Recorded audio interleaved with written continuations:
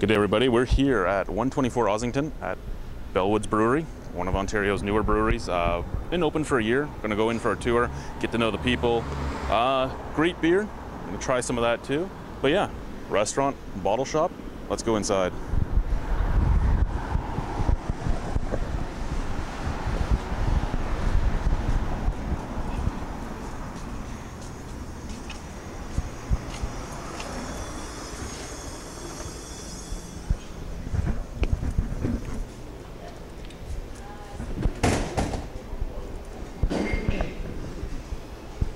So welcome to Bellwoods. I'm Mike Clark. Nice to meet you, Chad. Nice to meet you. And Luke is just right here. He's just sending an email at the moment. But, it's basically chaos in here during the day, every day, because we don't have any office space or anything. So essentially what you're walking into at the moment is the southern side of the entire sort of operation, and it's the brew pub side. So we have a little bar here, and basically it's a long story, but we have two auto body shops that we basically package together. On the northern side, which I'll show you after this, there is the rest of the brewery and then the retail store, and now the kitchen. When we originally opened, just for all sorts of reasons, the main one being financial reasons and timing, we just sort of fast-tracked this side, which is essentially the brew pub and the hot side of the brewery with some of the tanks. So we have, originally we had 20 seats down here and 20 seats up on the mezzanine upstairs, which I don't know if you can see. And then we had a really little kitchen with just an electric residential range that was in here, and a limited food menu for the first year. And as we walk through, I'll show you how we've changed things to end up where we are at the moment. But yeah, so this is the brew pub side, quote unquote. I don't know if you want to see upstairs. Or, sure. Yeah, you go up these stairs, you get to another.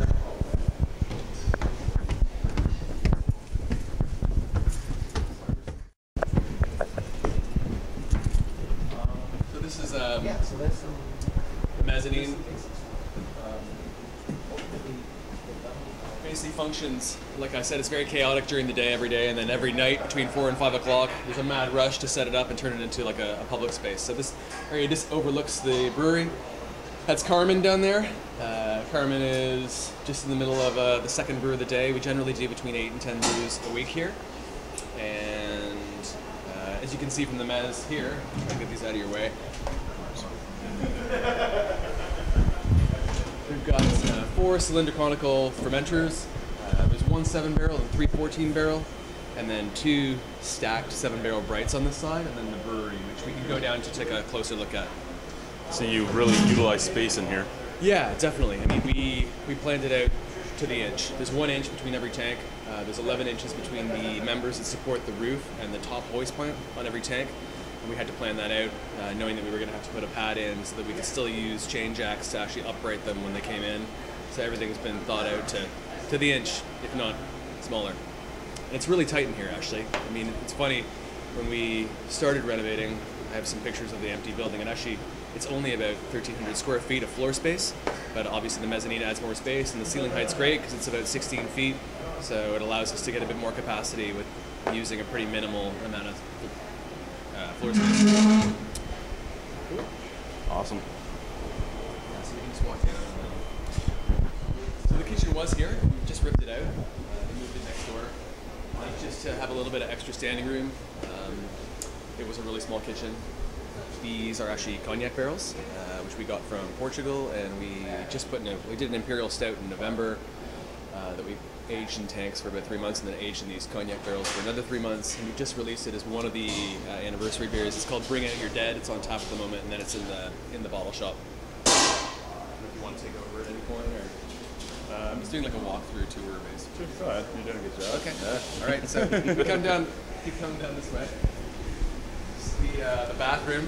We originally only had. I really doubt your viewers are that interested in all the municipal bullshit surrounding the restaurant, but we only originally could put 2 washrooms in the building.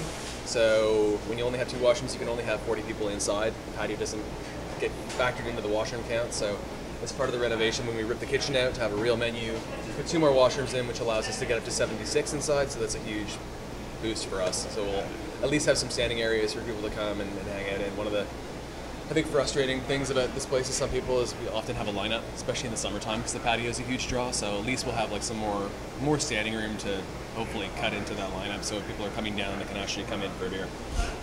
Yeah. So one big conditional put on all of this is we're mid-brew, so it's chaotic. There's crap everywhere.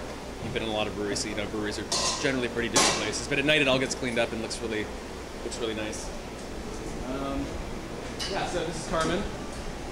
What are you brewing today, Carmen? Stay over with. She's doing a dry hop session now today. I guess the Wizard Wolf. Yeah, it's called Wizard Wolf now. Yeah, so it's again, everything in here has been designed for like using the smallest possible amount of footprint or square footage. So it's a stacked combi tank on the left. The hot water source is in the bottom, and then the mash tun is top left.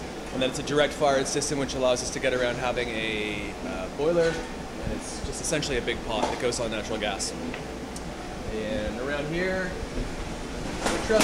our trusty air compressor. In the back, we store gases, the glycol chiller. We strip the chlorine out of Toronto water, which is actually good water, but we use an activated carbon filter for that. And this is still all under renovation, so it's extra chaotic. So watch your step, because there's plenty of places to trip. But, this is Fab. Fab is our chef. And this is where the new kitchen is. So I think this might be the first time this has ever been done in a brewery, but we have a bottling line now that actually empties into the kitchen space, which is logistically awful. But we're working it out by staggering the shifts. And this is the additional capacity that we put in specifically for the retail store. So we have a six-head bottle filler that we just got to help us bottle more. 5 20-barrel cylinder bottle fermenters in, and then 1 20-barrel bright tank. So basically, we can do about 150 to 160 hex a month at this location. So we're actually producing a pretty decent amount for how small everything's packed in. It's, yeah. And then again, don't let the general chaos create an impression of us not actually being clean, because we're very clean and obsessive about the beer we make, but we don't have a lot of space to store things. So we're in the middle of basically building shelves all the way around the upper areas, all the way to the back, and then up top and shelves here to just get as much of this stuff up off the ground as possible so we can work without tripping over one another.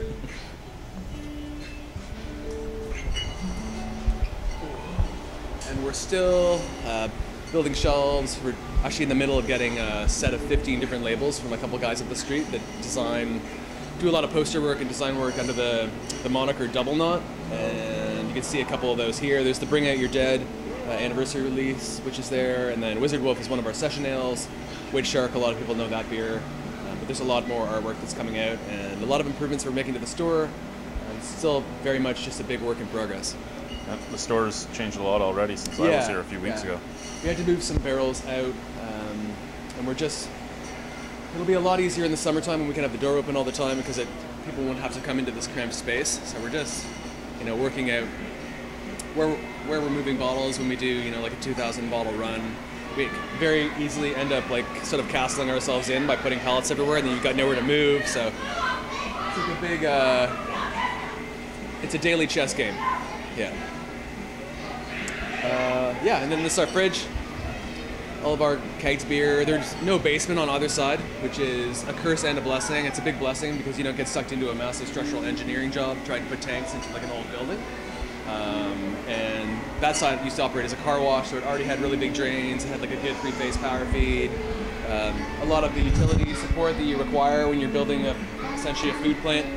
So yeah, that was great, but the bummer is we don't have a lot of extra keg storage, so we're moving kegs in here and then physically bringing them back into that side to pour off the taps. And everything else gets moved on a daily basis between here and a storage facility, just because we have nowhere to receive bottles and malt and stuff like that. And the beer list that's available here changes all the time. It'll change week to week. We do have some staples, like we usually have one of the monogamy beers. The session ale is pretty constant. We'll usually have a... Lucy, can I just turn this down?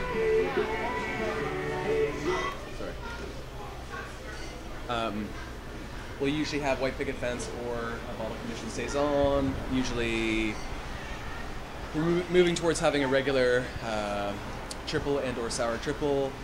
Yeah, so I mean, people that come down to the bottle shop, you should really just check the website because it changes all the time, and you can usually get clues as to what is coming up on the horizon by looking at the various things that are on the up and coming beer list, or what's in the tanks. That's on the website as well. Yeah, I was perusing that a few days ago as well. We try to keep it pretty updated. Yeah.